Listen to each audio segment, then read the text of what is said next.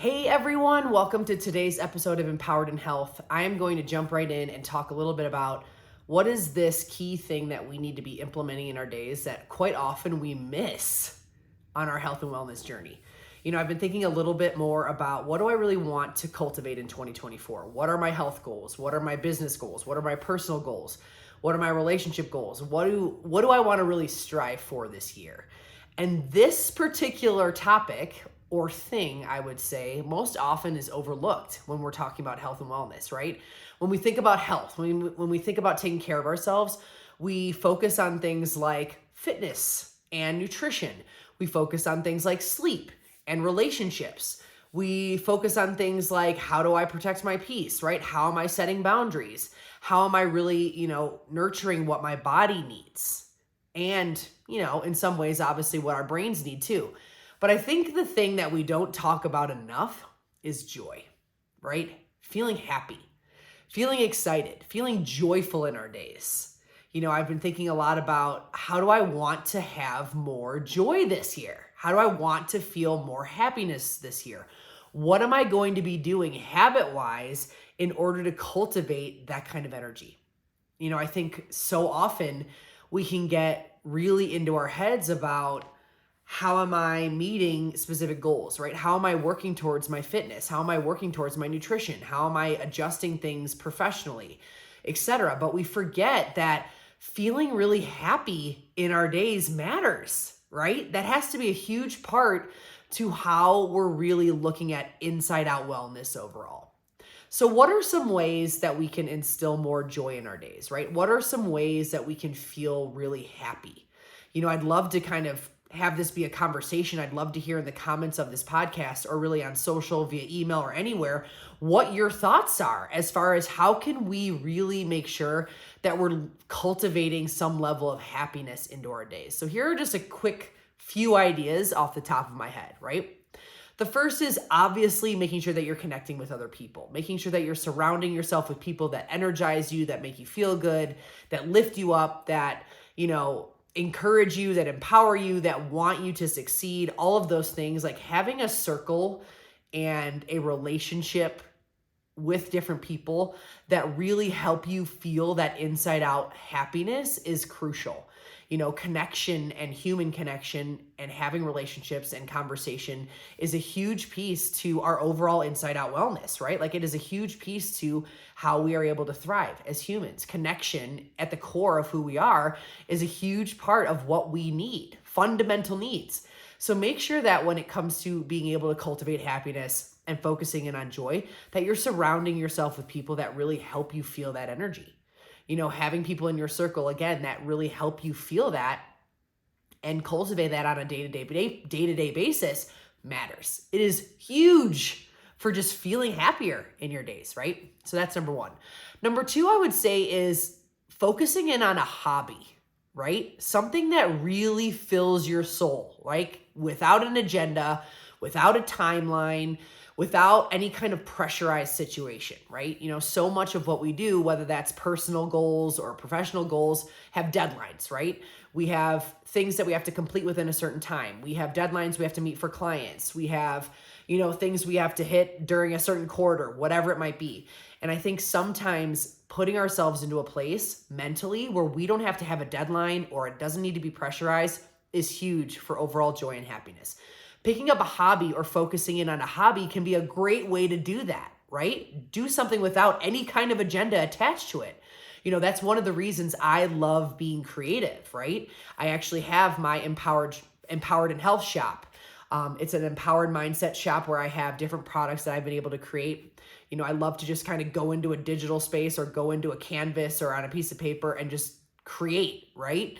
Having a creative outlet is a massive mental health strategy for me, quite honestly. It is something that I truly need for my brain during certain seasons, but really all the time. It is the release that I need. It is the way for me to kind of unplug and focus in on something that's not necessarily, again, related to a deadline or a pressurized situation. And having hobbies like that where your brain can kind of just let go and be free is so incredibly important, especially when it comes to, again, cultivating some of that joy and happiness. So ask yourself this year, what's a hobby that you maybe want to pick up? What does that look like? Is it something in the creative space? Is it something where you're volunteering somewhere specific? Is it, connecting in your community in a different way? Is it picking up a new activity of some sort? What does that hobby look like that will bring you joy, right? That will maybe challenge you in a little bit, like in some ways, but most of all will bring you joy, will give you an opportunity to do something just for you outside of your normal day-to-day grind, outside of the normal like brain space that we have to continue to push forward on in some capacity for our day-to-day life, right? Like getting out of that day-to-day and getting into a hobby that can just be for you is super cool when it comes to just cultivating that happiness and just feeling that level of joy that you deserve when it comes to your inside out health and wellness. And the third one, I'm trying to think hard on what would be a third one that I would say. So relationships is a big one. Hobby, right, is a big one.